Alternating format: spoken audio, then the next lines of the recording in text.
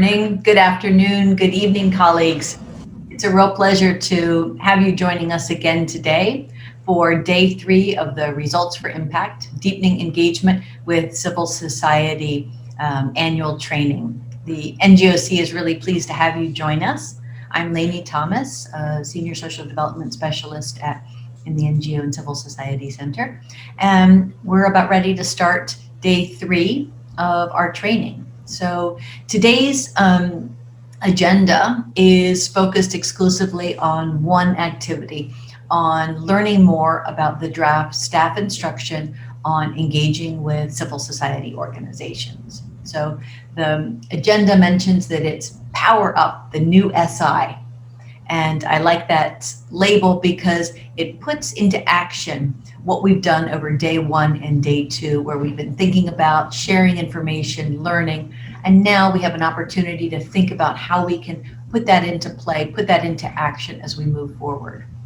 So I'd like to introduce our host for today, our facilitator, Ms. Emma Walters, who many of you have met before. She's been a staff consultant and a TA consultant with the NGO and Civil Society Center for many years. And in her capacity this year, she's helping us to draft the staff instruction and helping provide us to review documents and draft comments for them. So Emma, let me hand straight over to you. So thank you, Emma. Oh, thank you so much, Lainey. I'm really excited to be here. And I don't know what the rest of you have thought, but I've really enjoyed the last 2 days, and I think it's a fabulous initiative. I'm so impressed about how well things work as far as doing this all over the region. I just think it's absolutely amazing. So I'm going to be talking about the new draft, and you'll see that in the heading there, the draft is highlighted, staff instruction on promotion of engagement with CSOs. But before I get started, I have a few caveats to mention. First of all, the first one is it's draft. It's not been finalised. The staff instruction has been out for interdepartmental review, and in doing that, we sent out or the NGOC sent out a quite long document that has, after inter-depth review, has shrunk down. So it mightn't cover as much detail as maybe you expect. Well, it might be a little bit thinner than you thought it might be, but it's draft. So whatever we show you today might still change. So that's the first thing. The second thing is I'm really pleased to note that that civil society engagement happens in so many different ways throughout the bank and in so many different areas. And I don't want to present myself today as an expert across those areas. So I'm certainly not a procurement expert. I'm not an FCAS expert. I'm not an expert in non-sovereign operations, and I can go on and tell you for quite a while what else I'm not an expert in. So when we get to the question and answers, I can certainly answer around civil society engagement, but if there are specific questions around some of those more detailed areas, I may not be able to answer them, but what I will do is certainly go and find the answer and come back to you later on. So I wanted to also say that we're aiming to, we've got 32 participants now, so it's a smaller group than what we've had in the last 2 days. And what we're aiming for, if any of you have met me before, you'll know this is very much my style, is aiming for a bit more engagement, a bit more interactivity. So what I'd like you to do is to, if you can, go into view side-by-side mode so that you can see who the other participants are. So that's in view options and view side-by-side, and then maybe go to gallery view so you can see who the other participants are. And at certain points, very soon in fact, I'll ask you to turn on your camera and turn off your mute so that we can actually talk to each other. Now that may not work. I might have to ask you to turn the mute on again, but we'll certainly give it a go. So that's enough for the introductions. Glo, can I have the next slide, please? So the first thing that I would like to find out from you in this interactive way is, what do you expect or what do you want from the new staff instruction on civil society? So please, let's see whether it works. I'll learn quickly if it's not working. Can you turn your mute off and let me know what you think? And hopefully we can see some of you too. I'd love to have the camera as well. So mute off and camera, and tell me, what do you expect or want from the staff instruction? Anyone? I can see all these mutes still on. I've got a few people unmuting. Chris, I see you're unmuted. Benita, Rosemary, what do you expect or want from the staff instruction?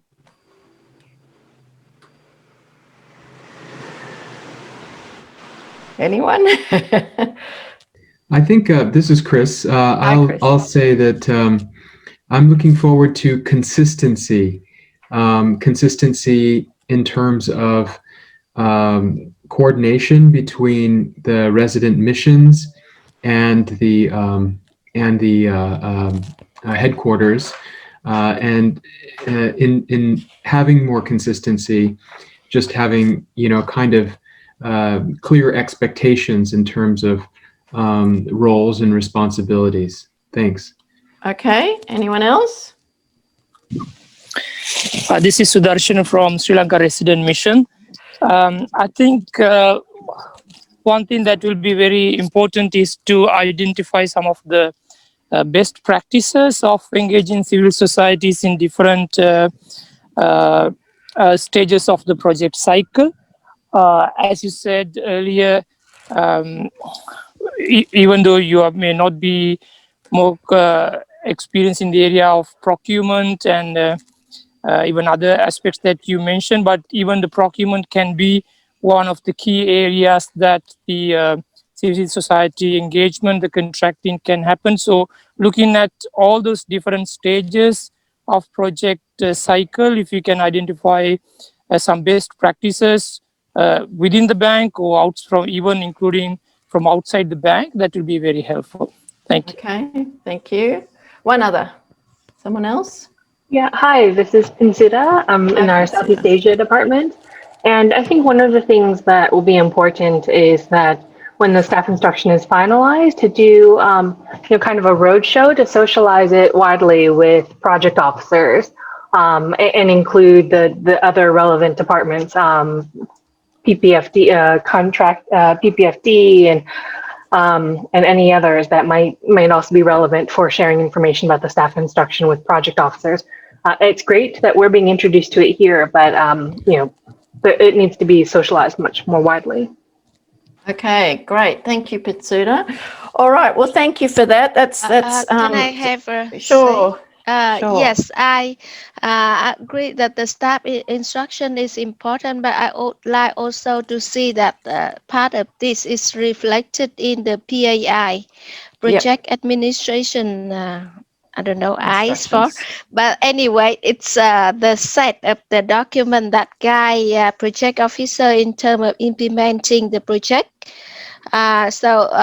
Beside processing, I think implementing part is also important, and would like to see that so that it guides us through not only at the processing stage, but also implementing to engage CSO in the project implementation process, whatever. Thank you. Okay, thank you very much. Sorry, sir. I'm Zhang from VRM. Sorry. Okay, thank you, Zhang from VRM. That's fantastic. So I'll ask you just to mute your mics again. I know that's a bit mixed messages, but we'll come back to some of those points, especially the one from SLRM. I'll come back to that very shortly. So if we can have the next slide, please. So the aim of the session is for participants to understand the role of the new draft instruction on business processes for the promotion of engagement with CSOs. And it's designed to help you design and deliver ADB-assisted projects with CSE, civil society engagement. So we'll discuss what the draft SI is designed to provide instruction on. We'll explain how it's structured as it currently is as draft. We'll practice exploring. We're going to break into breakout groups to identify what it means for your day-to-day work. And we'll also be asking you to identify what extra information you'd like to see in the forthcoming guidance note. And you might say, what's this about a guidance note? But the next slide will tell us a little bit more about that. So I wanted to include something in here around where the SI fits into the sort of hierarchy of policy and procedure at ADB. So starting on the left-hand side of the screen, we've got the Charter, which is the agreement establishing the Asian Development Bank. And that's obviously the basis for the ADB being in existence. The next sort of thing along that line is policy. And there's a whole range of policies. They're not, you would know about all the different policies at ADB, but the one that we're interested today is from 1998, cooperation between ADB and non-government organisations. Then stemming from policy, we have the operations manual. And the operations manual has a whole lot of different, you've probably seen lots of them, OM A2, OM C4, etc., which just translate the policy into the operations and what ADB staff need to do as a result arising from the policy. But generally OMs are quite short and succinct. And the OM that we're talking about for that arises from the NGO policy is one that was established in 2003, which is promotion of cooperation with non-government organisations, OME4. And then next along the line, we have the staff instruction. We don't currently have a staff instruction. The OM had an OP as part of it, which is operational policies. But the staff instruction that we're looking at today is draft, and its tentative name is Business Processes for Promotion of Engagement with CSOs. And then following the staff instruction, we'll have a guidance note that we'll produce next year. And the guidance note will provide a lot more detail around best practices and technical advice for engaging CSOs. So you see that there's a sort of a hierarchy that's happening there, and the guidance note hasn't been produced, but what we're asking for as part of your breakout groups today is what information, having had a look at the brief look at the staff instruction today, what information you'd like to see in that guidance note. So can I have the next slide, please, Glo? So you might think I've gone quite crazy in that I've suddenly got an orange tree sitting in the middle of my slide. So has anybody got any ideas when we were just talking about that sort of hierarchy of policy and procedure and strategy within ADB, why I would be looking at a tree or an orange tree at this point? Anyone got any ideas? I know it's a tricky question. Maybe the low-hung fruit that you can get. Perhaps. Yes, I am going to talk about fruit. Yes, so that's Nancy, and I think Benita also said that. Anybody else got any ideas? Okay, let's have the next slide, please, Glo. So how can we think about the hierarchy? So maybe we get a bit more of an idea here. Next click, please, Glo. So we can look at the roots as being equivalent to policy. This is where all the actions that we do are grounded. They don't change very much. It's very, it's got in the ground basis. It's secure and doesn't move around very much. Next click, please. Then we can look at the trunk is coming up from the roots, and it's very secure. You're getting a little ahead of me, Glo. It's very secure, but it doesn't have a lot of detail in it. It's comes from the policy, but not a lot of detail. The next click, please, is the branches I see the branches like the SI, and that we're beginning to get into a little bit more detail. So how do we engage civil society in project processing? How do we engage civil society in FCAS? How do we engage civil society in monitoring projects and so on? And then, like Benita and Nancy said, we've got the next thing, which is the fruit. In the fruit, we're going to have a lot more detail. So it will be things around, this is what SLRM mentioned at the beginning, things around best practice, technical advice, more detail. So I call it, but bringing the analogy a bit further, that it's the guidance note is going to be the juice.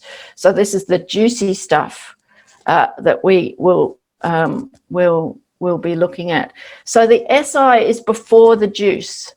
So the SI doesn't really have the technical detail around what types of roles civil society will play in projects. It doesn't have an enormous amount of detail around what are different types of civil society organisations, though it does cover it a bit.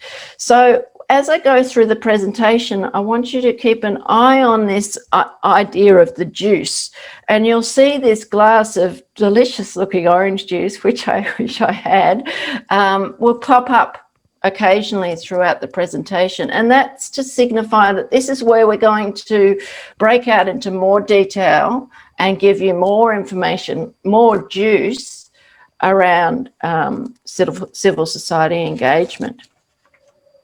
So next slide, please, Glo. So what is the focus of the staff instruction? This largely comes from, amazingly, another staff instruction, which is on the definition of directional documents and processing of policy and strategy papers. And it defines in there what different levels of policy and strategy is. And a staff instruction is a management approved instructions about undertaking specific activities in a particular way. It should not extend or alter policy. It elaborates, so this is where it's going into a bit more detail on policy and compliance requirements. This next point is really important. It doesn't replicate text in other policies or strategies or OM or SI. It takes the approach that we've taken is that we're telling you the staff instruction is telling you that X can happen.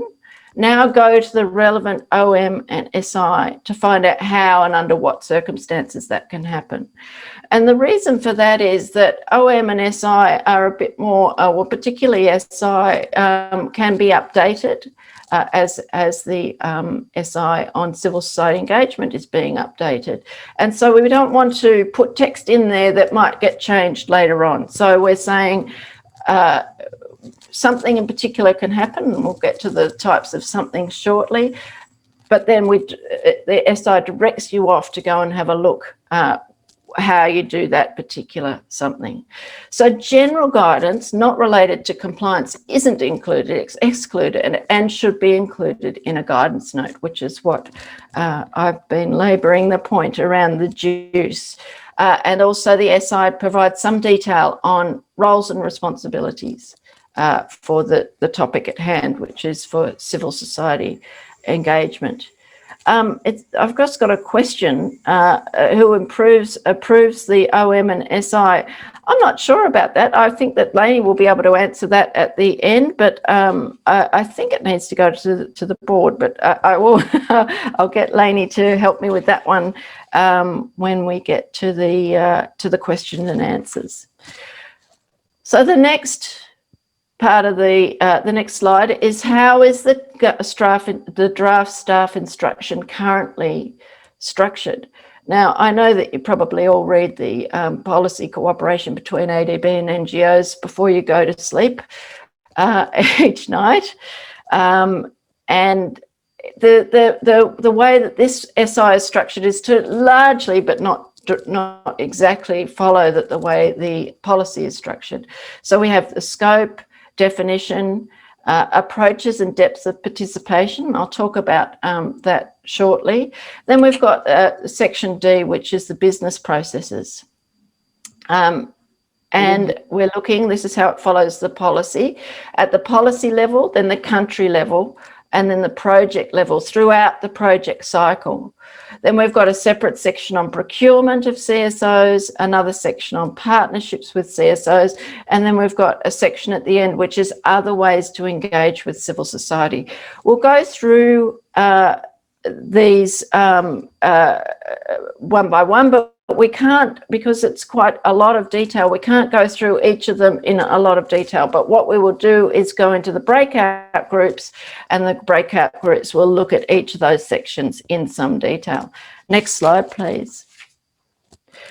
So one of the issues that we've had with civil society engagement has been an inconsistency across the definition of CSOs. So the SI attempts to bring together the definitions that we have within ADB for civil society. The first of these, Glow, if you can print to the first one, is a move from the term non-government organisations to civil society organisations. You'll note that the policy from 98 is cooperation between ADB and NGOs, and the OME4 from 2003 again mentions NGOs, but development partners have moved on from just looking at NGOs, and civil society is the more accepted term these days for the broader group of organisations that represent civil society. So next click, please, Glow. So it refers generically, this is from the policy, to organisations not based in government and not created to earn a profit. Next click, please. And ADB, this is from the ADB's corporate results framework for the civil society indicator, defines CSOs as non-profit organisations independent from government, which operate around common interests. They vary in size, interests and function, and include NGOs, youth groups, community-based organisations, CBOs, independent academic and research institutes, professional associations, foundations, faith-based organisations, people's organisations and labour unions. CSOs represent interests of their members or others. Next slide, please. Oh, I just back that one. You'll see that there's a cup of juice there, which means that we're going to give a bit more detail. We got a lot of feedback in the interdepartmental review around this type of CSO or that type of NGO, and why aren't they mentioned? We're going to include a lot of that in the guidance note. So next slide.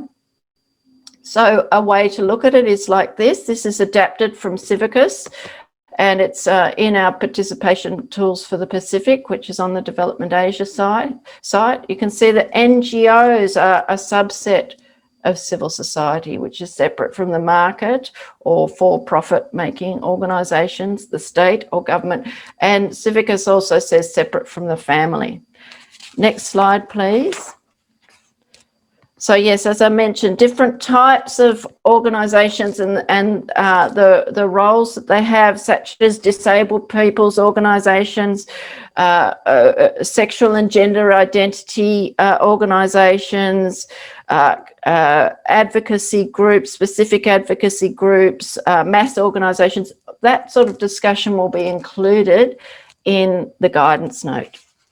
Next slide, please. So the next part of the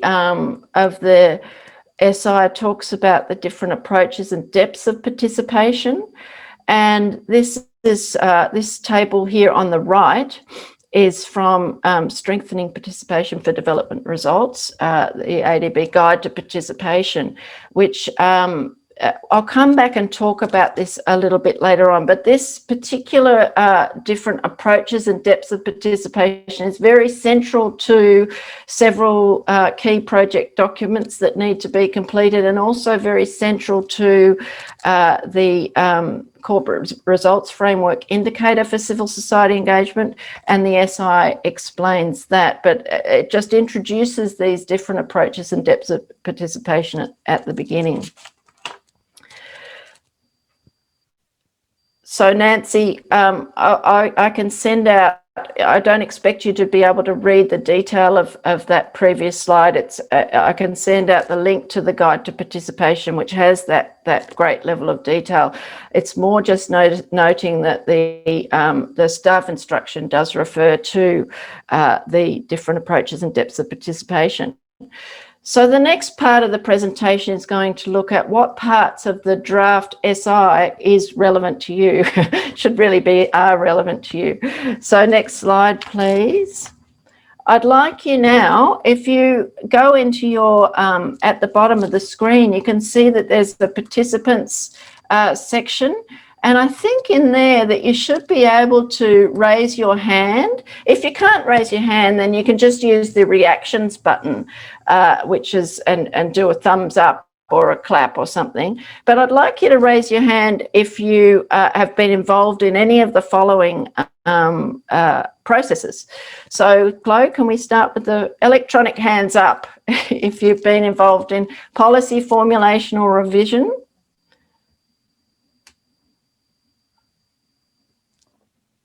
Oh, good. Pinsuta's raised her hand. Okay. Was anybody involved in, Ida's raised her hand. Has anybody been involved in, was involved in the civil society consultations in country for Strategy 2030? Yep. A few more people raised their hand. Okay. Next one, please, Chloe. CPS preparation. So a few people raised their hand there. So this is civil society engagement around the CPS. Has anybody been involved in, next one please, Glo, preparing the participation empowerment section of an IPSA? I'm sure that some of you have. I can't see. Oh, yeah. Okay, so participation. Oh, there's a few. Sudarshana has. Preparing the participation and empowering the poor section of an SPRSS. Oh, yep, 2 people raised their hand. Any others? Preparing or contributing to a project completion report.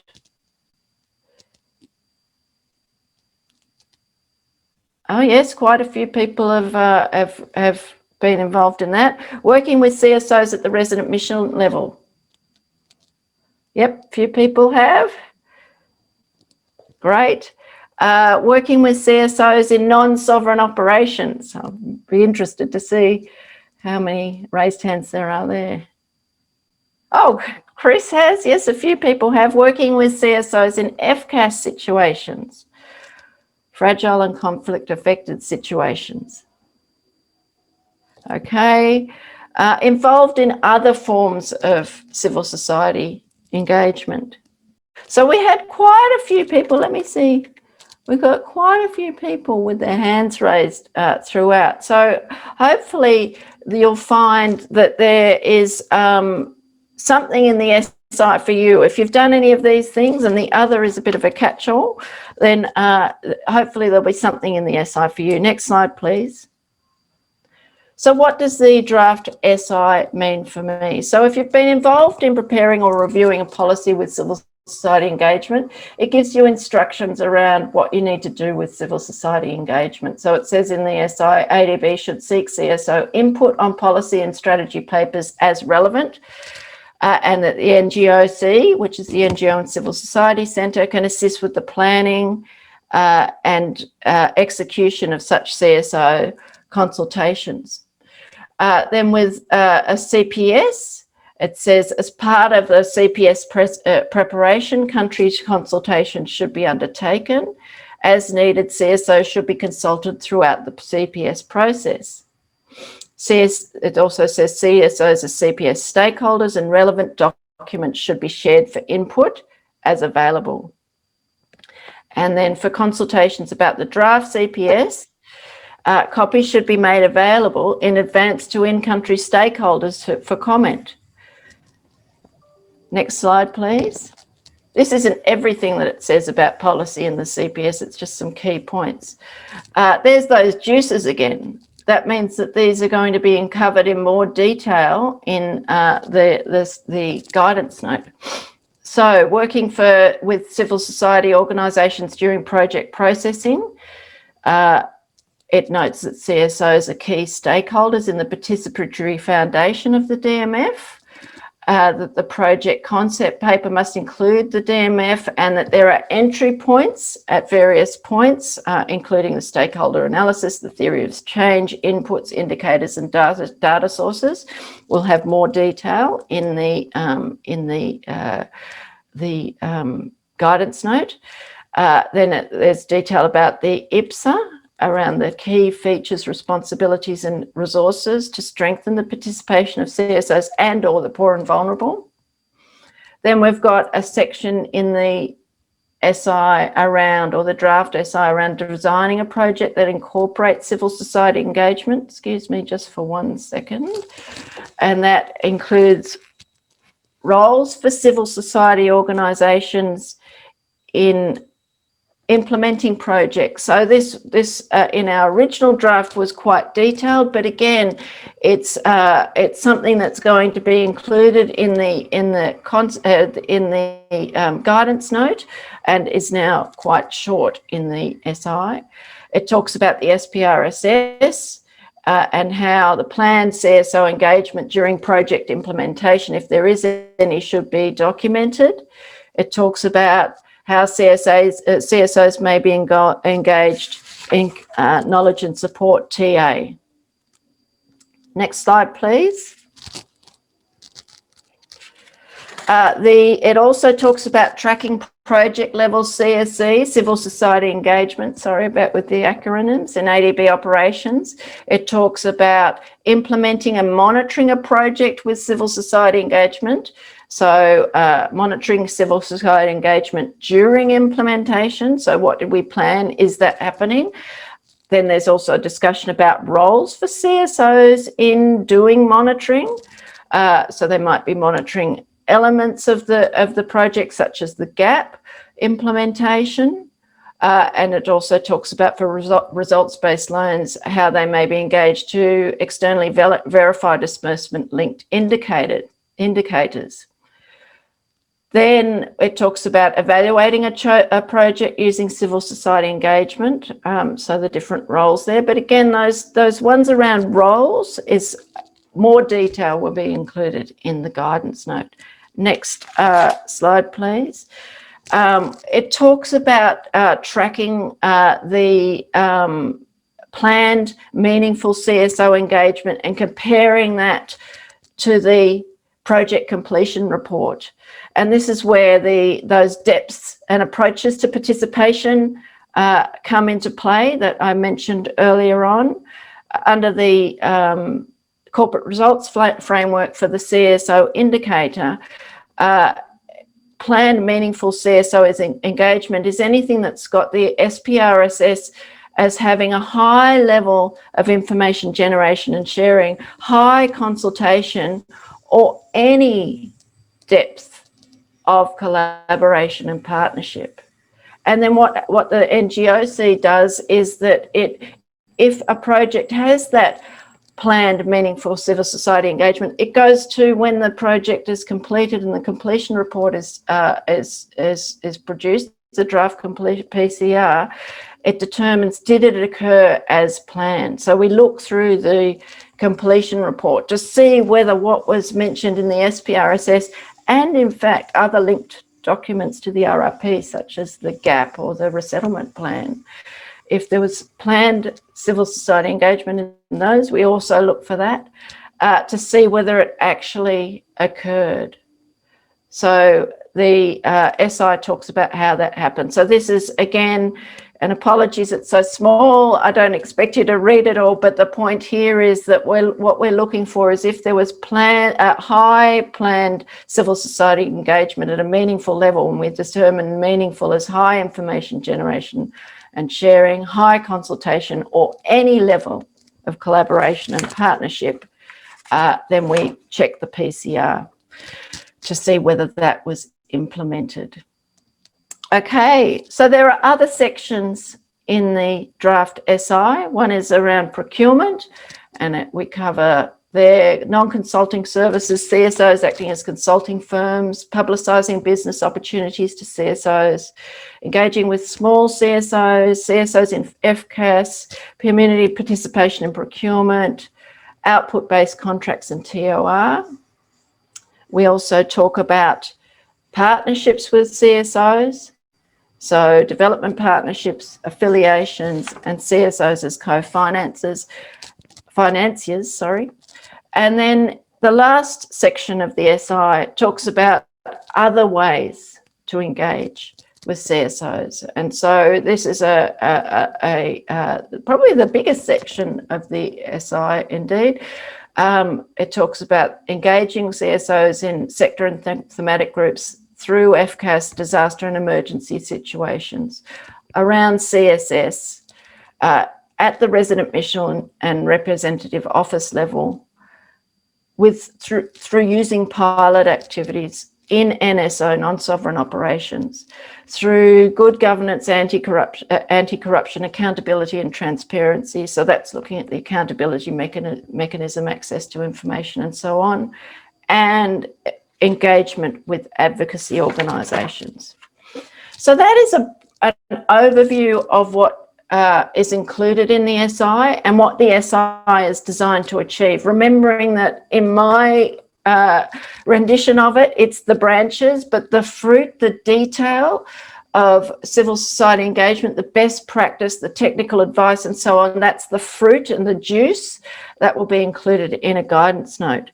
So what we'd like to do now is to stop and have some questions. There's some questions and answers, and I'll ask Lainey Thomas to join with me in this part of the session, and then we're going to break into breakout groups, and you've all been allocated hopefully a different breakout group, and I know you've been allocated a different breakout group, and the breakout groups will look at different sections of the SI in a bit more detail. So let's spend about 10 minutes now just having a bit of time for questions and answers. Lainey, are you there with me? Emma, I'm here. Great. Okay, should we go through the questions that came up in the chat box first, or open to the floor? What do you think? Well, I can talk through some of the comments. I've been typing in answers, but I realize it's a bit distracting because I want people to pay attention to you while you're talking as well. But I can just highlight a couple of them. Chris started out by asking about who approves the OM, and the answer to that is the president. And the staff instruction, the authority, has been delegated to the DG of SPD.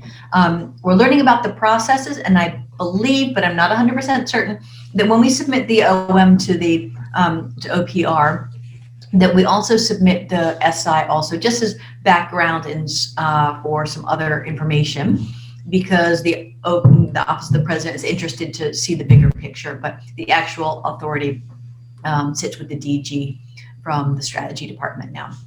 Then we had the question about COBPs. Cindy was asking, D2 doesn't talk about COBPs, it only talks about CPS. And I know CPS is looking at that OM. Is that OM A2, I believe? So in that OM, there's only mention about how to prepare a CPS. There's no specific guidance for how to prepare a COBP. And likewise, COBP is not, civil society engagement is not included in that process. We've been in touch with David Oldfield, who is leading the review of the OM A2, and we've talked with him about COBPs as an entry point for civil society engagement. And we have to wait and see kind of where things unfold with that process. They're not quite sure what the scope of that OM review will include, but it's on their radar. Then we had a good question about the role of NGO anchors in RMs. Emma, do you want to talk a little bit more about that one? Yes, it does discuss that, and I think the first group will be going to that in detail, but it does mention the role of NGO anchors and how they work with resident missions, and how the NGOC is there to help as well. So it does mention that. Chris Morris has asked about, what does the staff instruction say about the CSO cooperation network? There's a paragraph, Chris, you'll know what the task force document is. This is the president set up a task force which then established the NGO and Civil Society Center in 2001. And in that task force report, there is a clear description of the CSO cooperation network and the CSO anchors. And so we've taken that exact text and put it straight in the staff instruction. I think, is that para 6, Emma? It's 5 or 6. Oh, so, yep. The group that's looking at that section will be able to see the exact text of that. Then we move over to another Chris from Myanmar Resident Mission, who's saying, with us, you have a captive and interested audience. Chris, thank you for that. To what extent will the staff instruction be more broadly socialized among other ADBs? Consider raise this as well, saying that this is a really critical next step that we need to make sure. Now, we're very interested, and this is in our 2021 plans. When you read the staff instruction, though, you will see that we are basically advising people to look at other policies, to sections of other policies that refer to civil society engagement. So there's not a lot of new text. It's just all brought together in one place. So if you're interested in procurement and CSOs, you'll know where in the procurement policy to look. If you're interested in anti-corruption and civil society, you know where to look in the anti-corruption and integrity OM to find out about civil society engagement, right? So we're not making up new text that people need to be trained about. What we're doing is we're capturing everything.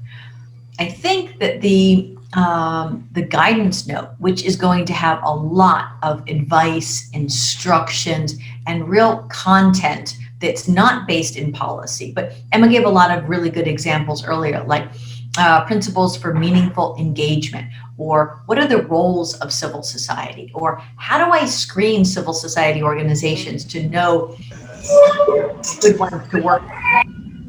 So those kind of questions don't have a policy basis right now, and therefore they're not going to be in the OM or the staff instruction. All of that will be moved to the guidance note. So honestly, although we will be doing outreach and training around the staff instruction and new OM, the thrust of our training and outreach efforts will be around the guidance note, because we feel like that's where there's a lot more new content that people won't be familiar about. So Emma, I think I've addressed all. I think you have. In the chat box, but we can open the floor up. Thanks, Benita, who says that makes a lot of step, a one-stop guide that captures everything. Are there any other questions? I know there'll probably be more questions in the breakout groups as you actually look at the detail in each of the sections. So are there any other questions now that we need to address? Okay, well, what we might do is you've been all allocated to a breakout group. Can we go to the next slide, please? Hello? The one after that, please. Thank you. So there, that one. So we've got 5 different breakout groups. Group 1 is going to look at civil society engagement at the policy level and the country CPS resident mission level.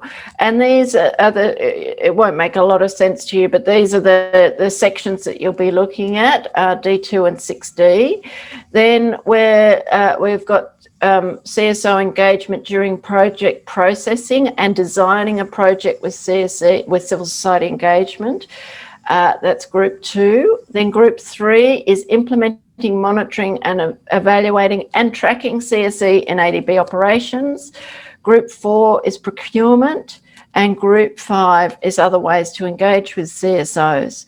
So we have an NGO person moderating each of these groups, and we're not asking them to be the fountain of all knowledge about that particular section that they're moderating. They're going to be a participant as well. They're just going to share the slides and make sure that there's a rapporteur appointed and so forth. But group 1 will be with Amy. Group 2 will be with Oliver. Group 3 will be with Chris. Group 4 will be with Lainey, and Group 5 will be with Roselle. And I'll be dipping in and out of each of the breakout groups. And what we want you to do in those breakout groups is to read through the section that you've been allocated, and there'll be a link to the sections, but also the moderator will share their screen, which has got the sections pasted, and answer 2 questions. What are the salient points to note in the sections that you're reviewing of the draft SI? And what would your group like to see in the guidance note around that section? So it's not, if you're not in procurement, we don't want you to be thinking about what you'd like to see in procurement, though of course you can want to see something in procurement. We're asking a group to focus on the section that you've been allocated. And the moderator will ask somebody to report back. We're going to take half an hour for this activity, and we're just going to take a couple of minutes break just to get into to the breakout session. So a few minutes break and to use, to get a glass of water if you need it. And then 30 minutes from 10 minutes to the hour until 20 past. And then we'll reconvene in the main group and have those report backs around those 2 questions. So what are the salient points to note? And this is all in the presentation in the group. You don't need to remember it. And what would your group like to see in the guidance note on civil society engagement? So we'll have a couple of minutes break, then reconvene in our breakout groups. Glo, is there anything I need to tell them about how to get into the breakout groups?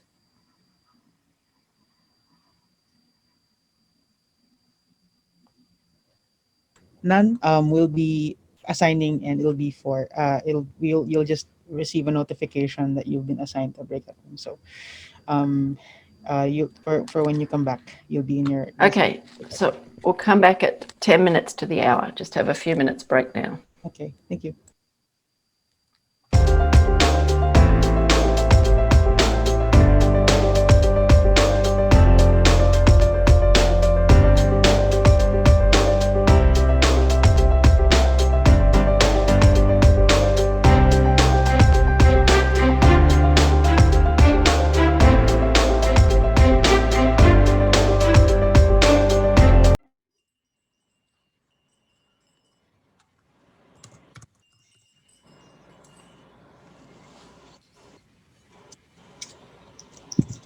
Hi, everyone. Thank you for that. I saw a few groups taking a little while to get started, but within a few minutes, everybody was into the activity, and then after doing the reading, was very active in discussion. So thank you very much for going into those breakout groups, and let's have the report back. So hopefully you all allocated 1 person to report back, a rapporteur. So let's start.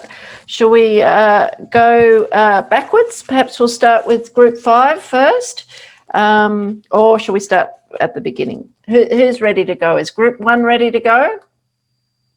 Group 1 was... Sure, that's Cindy, I'm the Cindy? rapporteur. Great. Yeah. Great. Okay, let's go with group 1 then.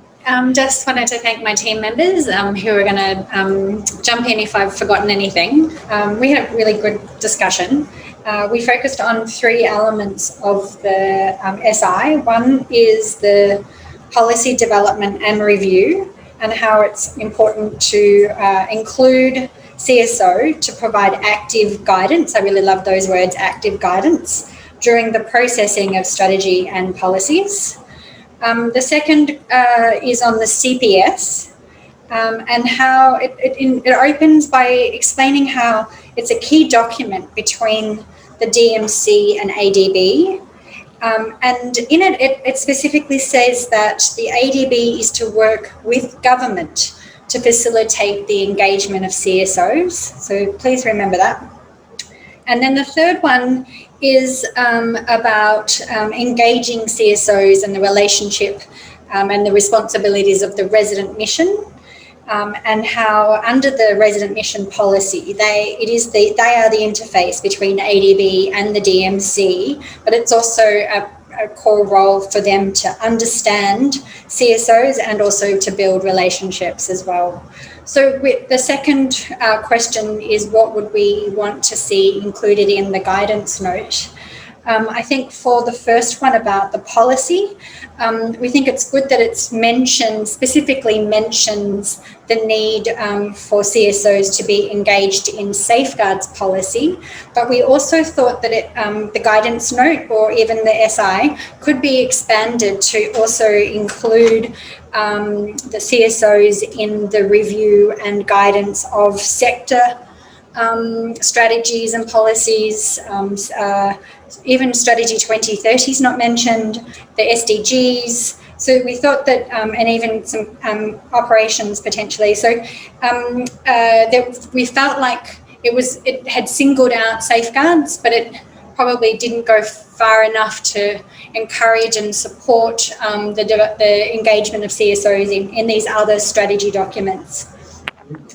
And then it also, I think, we felt like it didn't express, I guess, how serious we are and to what extent and how we should incorporate the input from CSOs. And one of the suggestions, which is linked to the CPS, is whether there's a linked document that is specifically reports on the CSO engagement. And we know that there's another one for social poverty, but whether there was a specific linked document, and then that process would be more transparent. Another feedback on the CPS is that it specifically says it's the government. We have to work with the government to facilitate CSO engagement in the SI. And we can find that that's quite difficult in some countries to do. And we do worry that that would lead to less than meaningful engagement. And whether there's some guidance on the need in some circumstances to hold separate meetings where the government representatives are not involved. So that's something to consider. And then the last one is with regards to the role of the resident mission. We thought that it lacked some specific responsibilities and particular roles. And it also, the guidance note could further kind of provide advice with regards to like the resident mission setting up advisory groups. In the SI, it uses the term like you may draw on umbrella groups, and if you're using the word maybe it's shouldn't be in the SI, maybe it should be in the guidance note, and that maybe we should be not just kind of going to the umbrella groups, but that maybe we should be taking on some good practices that have been developed, like in Indonesia, where the resident mission set up a specific CSO advisory group. That's all from me. I'll just check with my teammates to see if there's anything that I've missed. Thanks. Thanks so much, Cindy. We assume that your teammates will shout out if you had missed something, but it was a great report back.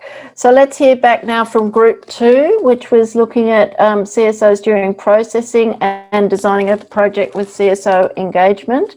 And Oliver, that was Oliver's group, I think. So who's presenting there? It looks like Beatrice.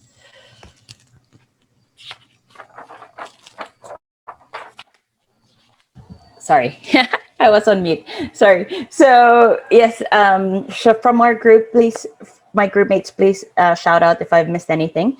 But in our section of the draft SI, we looked at, we dialed down the main points to that the sections we looked at highlighted key entry points for CS engagement in project processing. It also talks about the commitments and where it's documented in our project files and documents, and the different modalities for engaging CSOs in projects and in TAs. Then we spent a little bit more time on the second question, which is what we'd like to see in the guidance note relating to the section that we reviewed. So in our section, there's a paragraph about how the Japan Fund for Poverty Reduction. And we thought it would be good to expand on that section and talk about other funds and how exactly it can be used for CSE. We also talked about including a case study focused on how CSE is mainstreamed. One of the suggestions from our group was that, maybe a project where CSE was included in the loan agreements as hard commitments. We also wanted to suggest a discussion on the entry points to address government constraints to CSE. And then also opportunities to deepen CSE and private sector projects, because I guess like a lot of the policies, they're usually geared to sovereign projects, and it would be nice to see how we can actually grow engagement with CSOs in private sector projects. And lastly, to include CSO outreach strategies in the guidance note as well. And that's it from us. Great. Is there anything from anyone else at Group 2? This is really great feedback, so I appreciate you doing that. And perhaps we can get your slide a little bit later, Beatrice. That would be wonderful. No worries, Okay. I'll email it. Okay, the next group is Group 3. Is Group 3 ready? They were looking at they had a big long list: implementing, monitoring, evaluating and tracking CSE, and that was Chris's group. Yes, this is Rajesh here. Rajesh, yep. Yes. Hi, Rajesh. So the group looked at this aspect of monitoring, tracking and recording of CSC engagement. So the first main point was that the group appreciated the fact that the SI mentions involvement of CSOs right from the design stage and throughout the process of a project cycle. So also the group mentioned that however, the tracking and the recording of the CSC engagement needs to be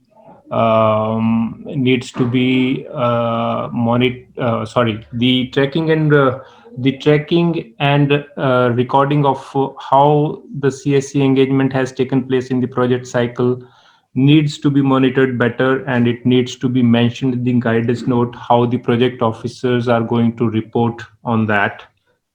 The other point was whether the CSE plan would have a same kind of weightage as a gap. So let's say, it was an example. So it was mentioned that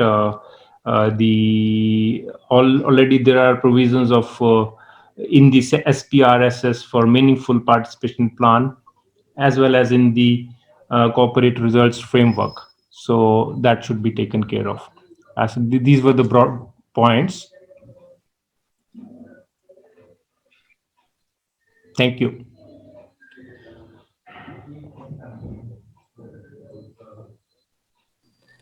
Okay, thank you very much. And hopefully we can, Chris, have you got that screen there, or Glow, that we can come back to later on? Hopefully we do. So let's go to the next group, which I think was procurement, and I think Lainey's group.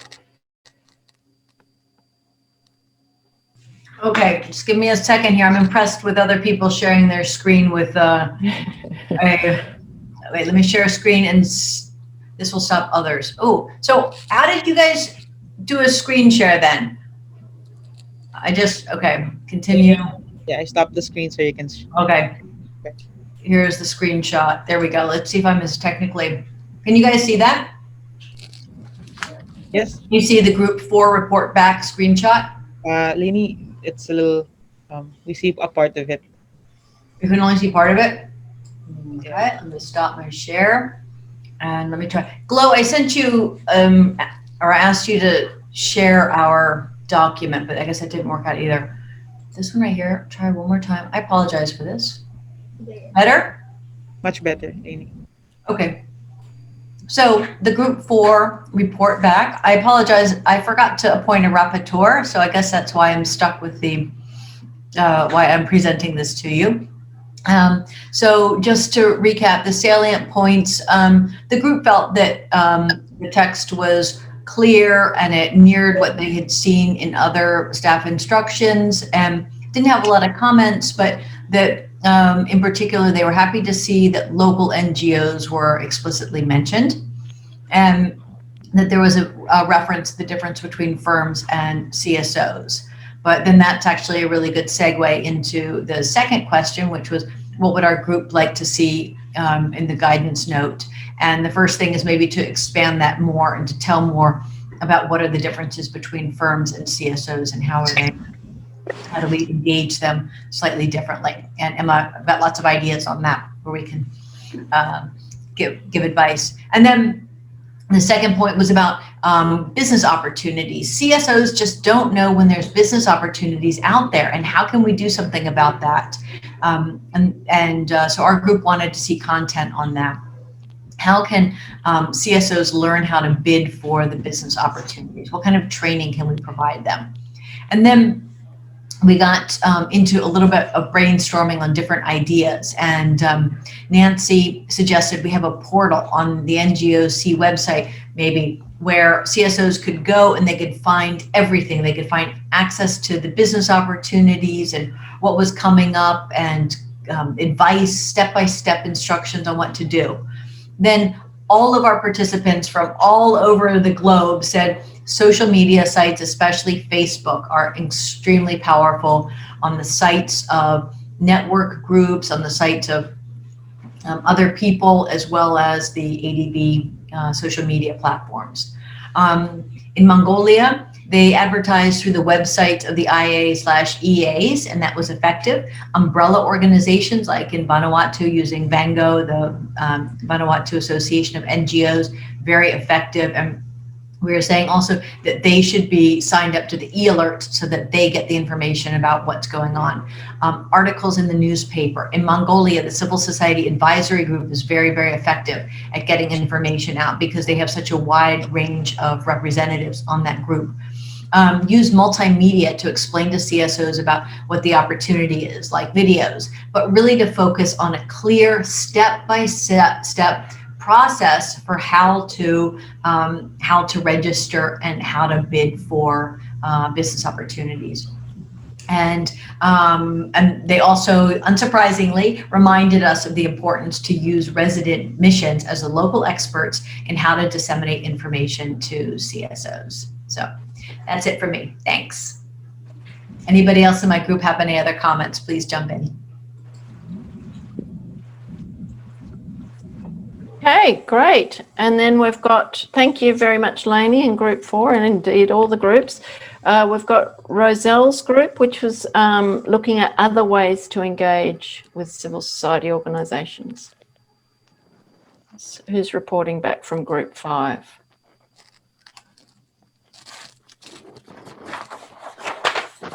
I'll share my screen.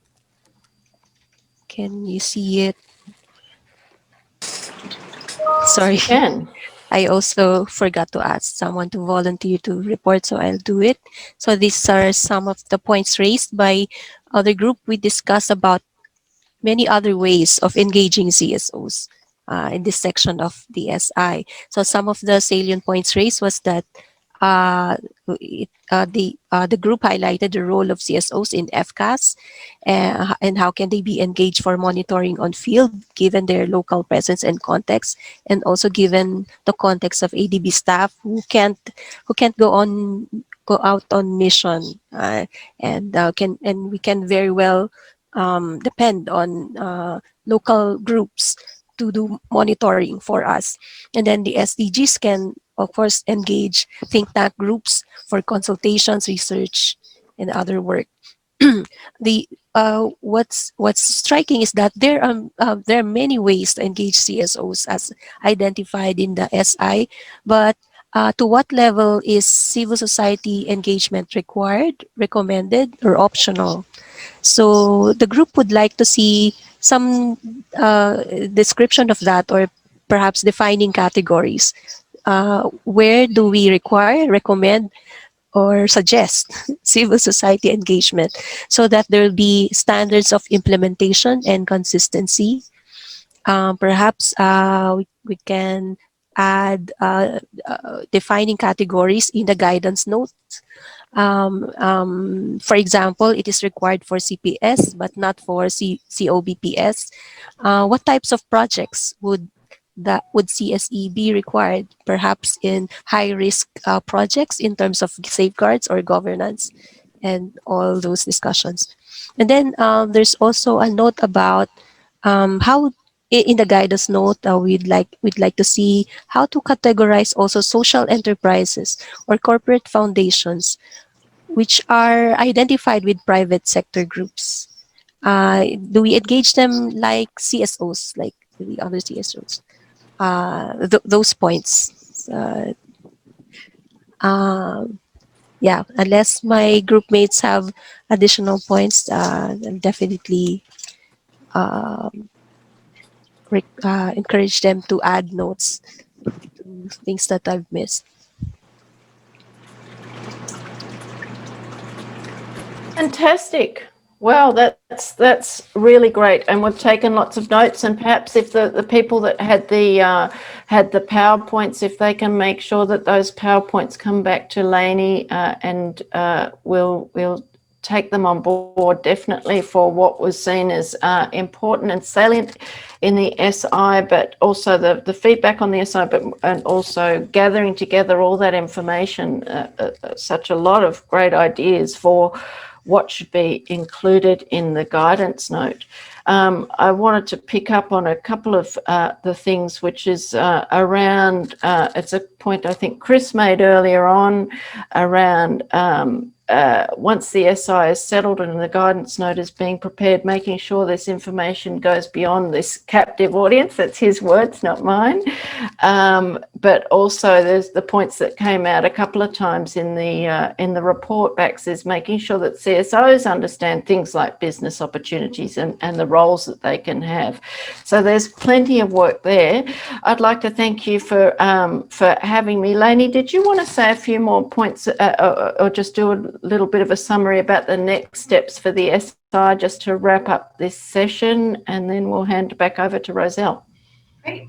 Thanks, Emma. So yeah, in short, the SI has the OM, the SI, and the template sections relevant to civil society engagement from the IPSA and the SPRSS. I apologize for so many acronyms. Let me know if you're not following me. Have been circulated. We received extensive comments. We've addressed the comments. We've circulated a second time for confirmation of comments, and we're still waiting to hear back from some key departments on that before we finalize. But we hope to incorporate or to receive confirmation that all of our comments have been addressed in the next few days, and then we'll be moving it through the different hoops of bureaucracy within ADB over the coming weeks. So please feel free to reach out to us and let us know if you have questions. We'd be happy to answer them and share updates or drafts as you're interested. So thank you.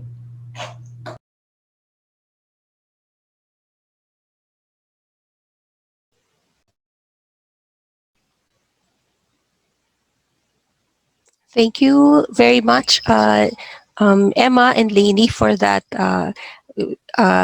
very detailed session on the SI, and giving that opportunity for our CSO anchors to input furthermore on the draft SI. Thank you very much. Right now we have 15 minutes left, but I'd like to use that time to summarize what we have gone through the past 3 days. Next slide, please.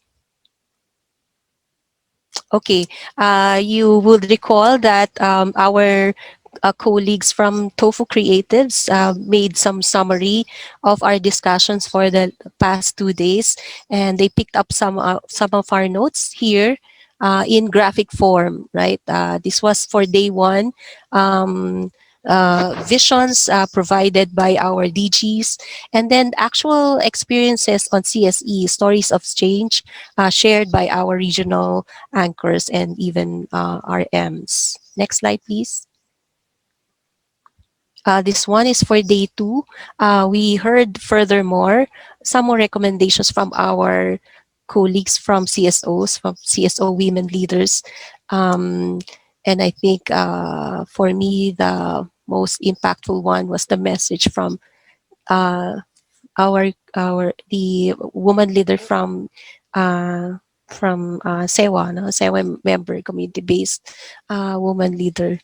And then more examples, more cases of civil society engagement and how we're doing it and how we can improve further through the learning sessions that we've gone through about M&E, measuring civil society engagement, our involvement with the youth, and actual peer learning exercise on capturing CSE in project documents. Next.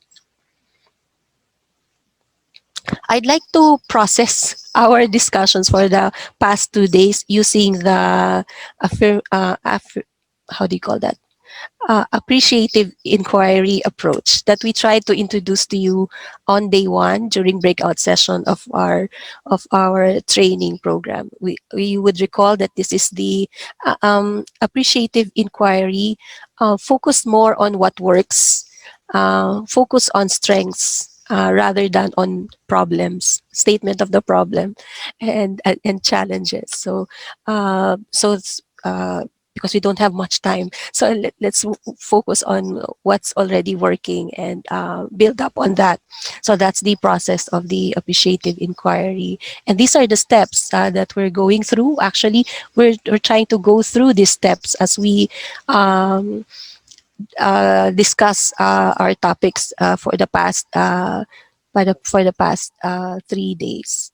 Yeah. The next slide, please. All throughout our session, this is our affirmative topic. This is the question that we're trying to address in this 3-day training. How can we deepen CSE, civil society engagement in ADB portfolios and projects? Next slide, please. This is what we picked up from your discussions and from your inputs. These are the factors that facilitate CSE in ADB portfolio and projects. These are all ongoing. These are what you reported from your regional experiences. Yeah, so I'll just pick up some very quick ones. Training, you provide training on safeguards monitoring for CSOs. You have set up in your resident missions your roster and database that will facilitate who to partner with. And then we've seen how how ADB has involved CSOs in COVID-19 response, even as part of oversight committees or implementation and all that. Next, please.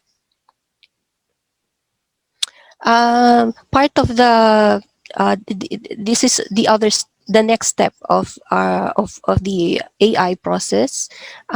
We try to answer this question. Um, what does it look like? What does a future where CSE is perfectly achieved in ADB? Our strategy 2030, of course, provide the guide for this one, the vision for this. And our dream is that as strategy 2030 is made concrete through social inclusion and through ADB projects, we're addressing poverty and inequality. DG Ramesh, I would recall that he mentioned about a shift in mindset on CSE from need to want, moving from what's required because we're required to do it to because we want to do it.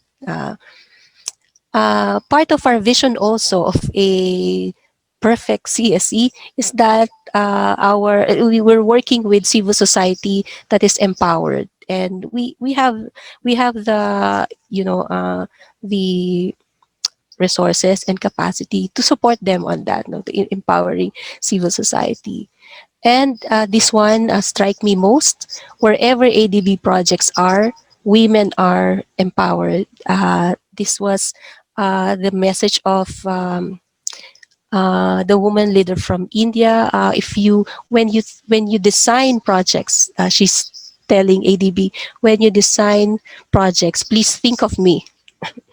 So I think that's a very visual dream that wherever we are present, women are empowered in those communities. And then a part of our dream is civil society groups are engaged in all our projects. Next slide, please. How can we make this future a reality? These are your ideas for action, process, or system that you've discussed in the breakout groups as well.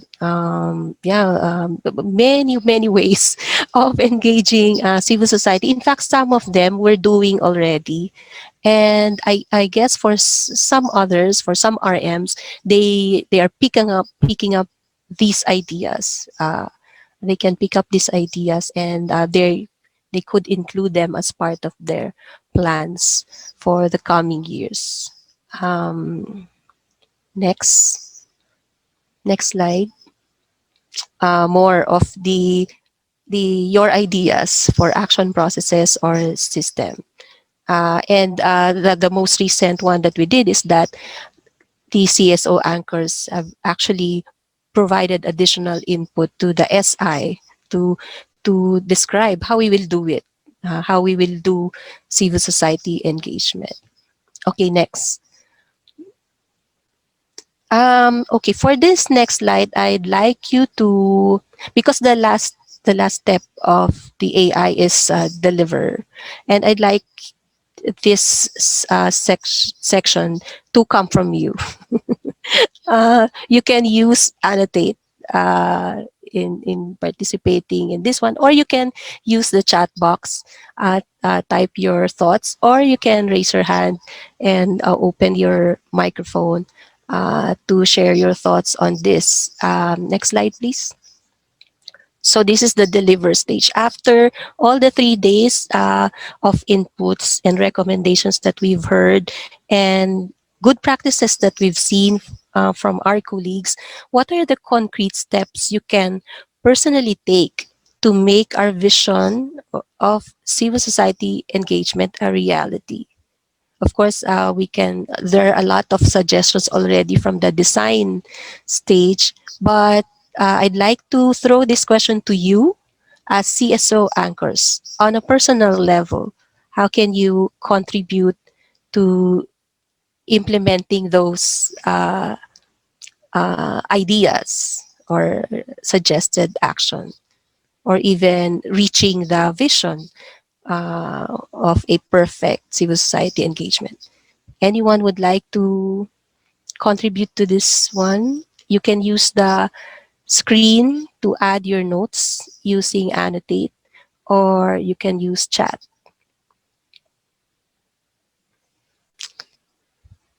For some of the folks who may not have the annotate function, Okay. I'll be monitoring the chat to, Okay, chat. to put the notes themselves onto the slide. Yeah. Otherwise, you can open your mic and turn on your video and share.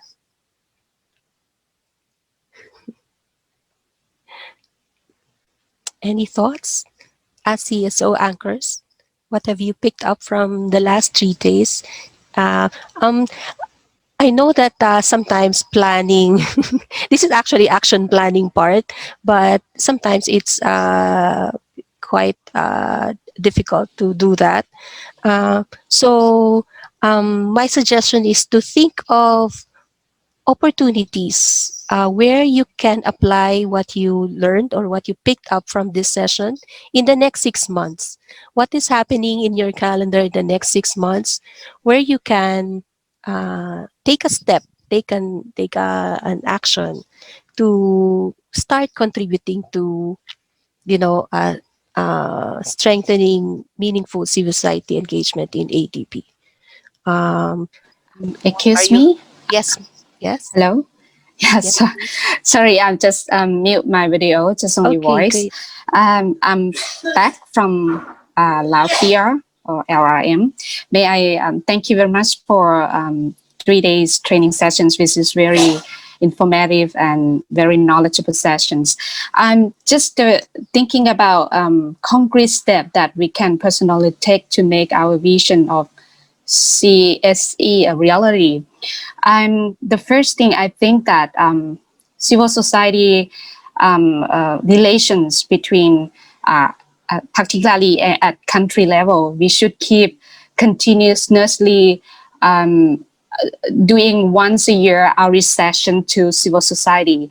And we observe in the country that every year some civil society head or focal person have been, how could I say, new appointment every some civil society always change their head of the agency. So new person coming in, so we need to review their relations again and again with some civil society. So if we can arrange one sessions per year to raise awareness or keep relations between ADB and civil society umbrella or the focal person would be good. To do that, it's for frankly saying, in resident mission, we do not have such kind of budgets to support for organizing such that kind of event. But budget is not too much, but just to rent some venue which is not in LRM or out of resident missions, and to buy some stationery and equipment. Yeah, that's a small budget of money, but so far in resident mission itself has no any source of budgets to cover for such kind of event. So this is main struggle that we cannot do more in terms of outreach activity to civil society. However, the second things, the opportunity is there. If we have small budgets to do this, and we can arrange with civil society, either international or local civil society. But one constraint is we lack of like an expertise in the country to talk about civil society and what happened or engagement, because you may recognize that one a civil society focal person in resident mission are working under many umbrellas, not just only civil society focal person. So time consuming for that to prepare for such fully contents to present to civil society. If someone in NGOC could help us or support us in terms of providing such briefing when we organize some civil society outreach activity, just present whatever we have, like a TA, the new TA introductions or something like that. Maybe opportunity we can connect virtual through virtual arrangements in the training session with the civil society. This is my proposal for your considerations. Thank you. Thank you. Yeah, that's really very practical. An annual meeting with CSOs, and I think we can. It's easier now because you just invite them to Zoom meetings, so no cost on that. Thank you very much. Yeah, we're seeing some additional points shared on screen.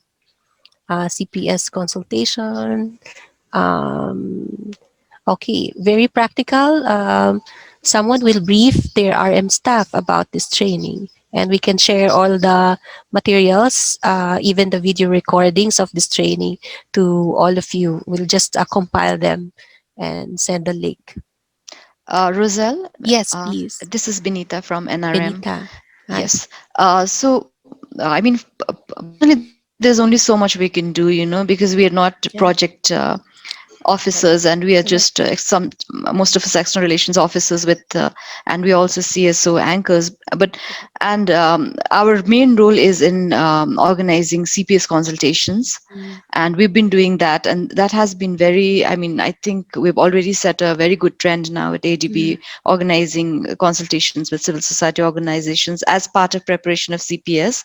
But what I would suggest STCC or even NGOC to do, I mean, you must find a time with maybe a time slot when there's a meeting with PMU heads at HQ, or project officers meeting, so that where you can sell them this idea. It's like we are already converted, but now you need to preach to the congregation. So maybe that's the time when you can tell them this guideline is being made, this staff instruction, sorry, this is being made. And because they would be the ones to give you proper feedback, in fact, because they know like the project design, they know the implementation problems. And when we had the CPS consultation in 2018, we went to 7 provinces in Nepal, and most of this our stakeholders said that they would like civil society to monitor our projects.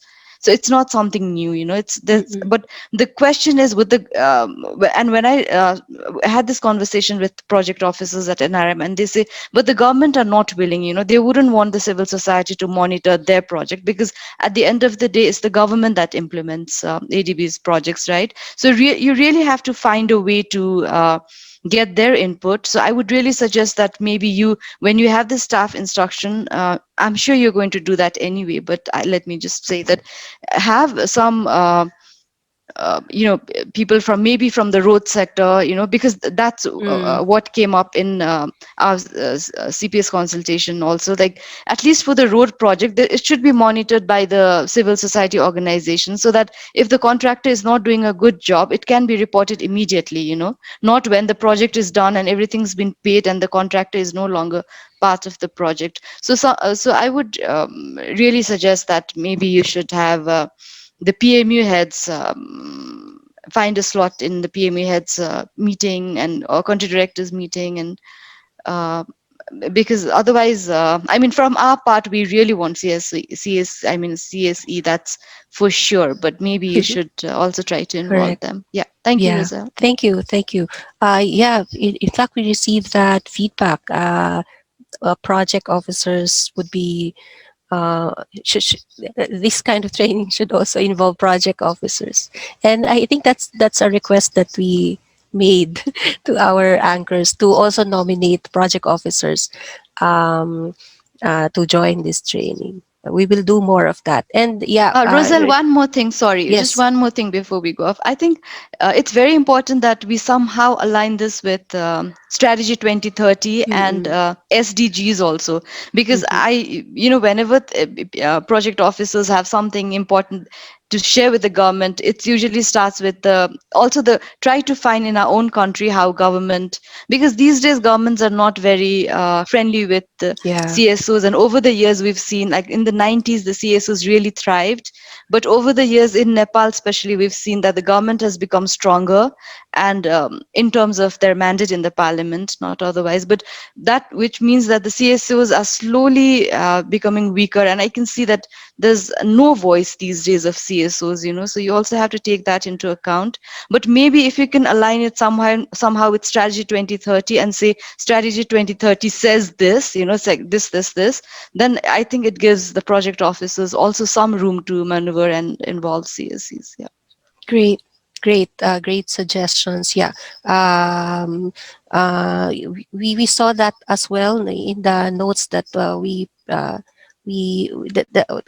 the items that we captured from the discussion, that ADB can be a bridge between DMCs and CSOs. DG Kenichi actually mentioned about it, managing our relations with our DMCs so that they can relate better. And perhaps ADB can play the role of a bridge or mediator or advocate for civil society engagement to DMCs. And really related to communicating the new SI as well. I think Pinsuda suggested that there could be a roadshow to introduce to announce the SI to PMUs and project units as well into other sectors. Great. So those Can are I yes, add in yes, also on please. point on the involved project officer in training, not only in the training, but as I mentioned earlier, that there should be some guidance integrated in the PAI, because project officer will use the PAI as a bible in terms of managing Yeah, correct. administrating the project.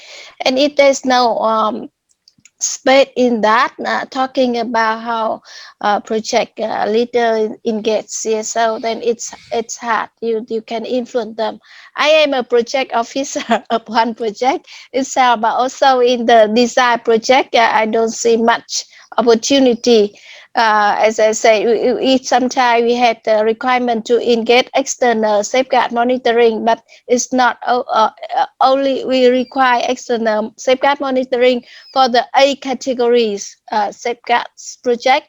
So it's not every project will require that.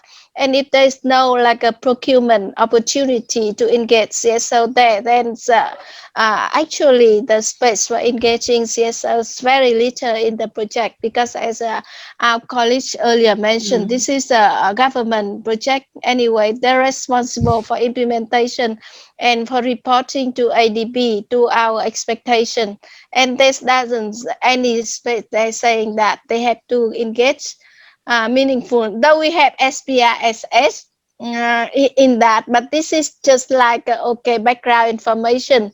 We have PAM there, but there's no really say okay, CSO engagement with the allocated budget. So I feel it's a very narrow space there in the project currently that allows CSO engagement meaningfully. That's my opinion so far. Thank you. I'd like to Great. add to that. Yes. I think that it's also important to find different spaces to engage CSOs. So through the project level is one, through CPS consultations is another. But we also have, like through Laney's cluster TA, that is a set aside of resources that can provide complementary resources to engage CSOs through the new TA for COVID response. This is another TA that is a set aside project for engaging CSOs that are complementary to ADB projects. So just like Pac mentioned earlier, you need to have resources aside for engaging CSOs. It might not always come from project officers. We need to have other space for resources for supporting CSO engagement. Yeah, Great. I agree. Been Suda. Great. Thank you. Those are very important points. And also, as you can see in our screen, there are a lot of points coming in. Please continue. Continue sending those points even after our training. So that could because we will continue this discussion even after this training. Yeah. So we're over time as usual. We're 10 minutes over time, but I'd like to give this space for the head of NGOC, Chris Morris, to give his thoughts and then synthesis of our 3-day training. Over to you, Chris. Right.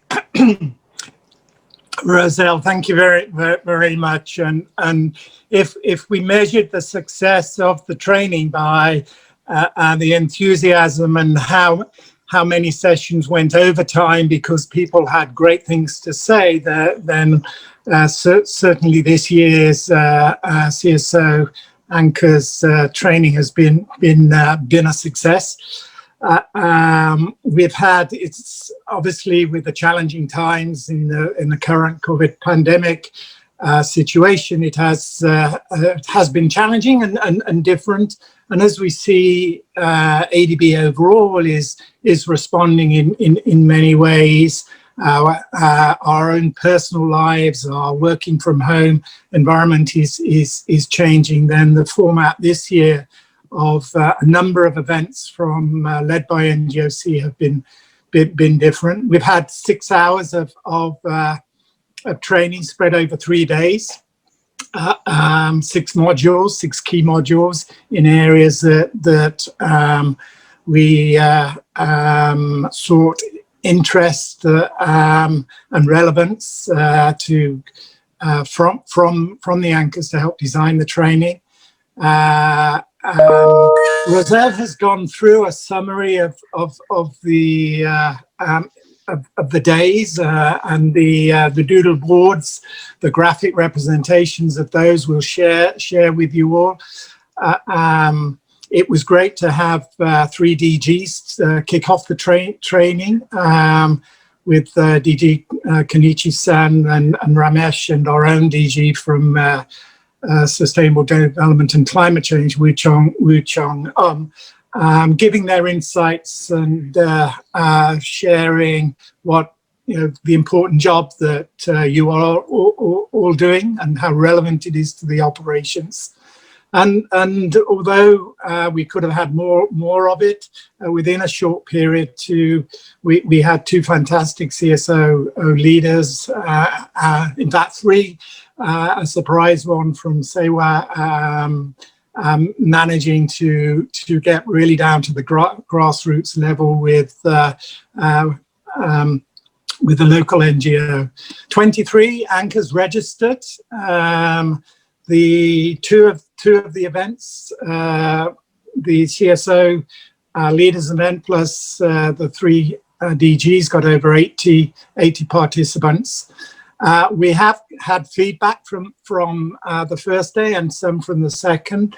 Rosella's touched a little bit on that. As I say, if we measure it numerically, the average feedback was over 4 out of 5. But as I say, perhaps in terms of, we should measure it in terms of the interest and enthusiasm of everybody that participated. So thanks for that.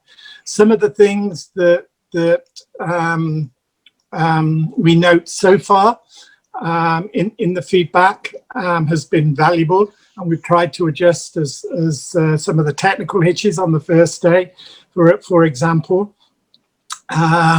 the strong the recognition that I think a lot of the policy and CPS work, despite the closing of space that we often hear about externally, seems to be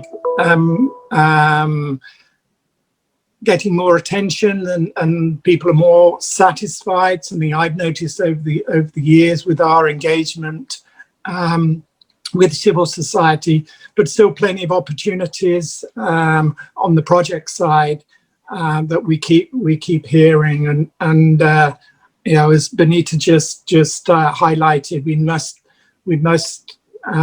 we still have challenges on projects, sometimes with government, sometimes internally with our own processes, and the focus, one of the focuses today that we ended the training on, something that NGOC has been working on or planning towards for some time, having an SI for civil society engagement, and the guidelines that we'll be putting together next year. Again, something we're excited about, and it's great to get your perspectives on that, and we'll certainly be tapping into your expertise and views more and more, as particularly as we get down into the guidelines.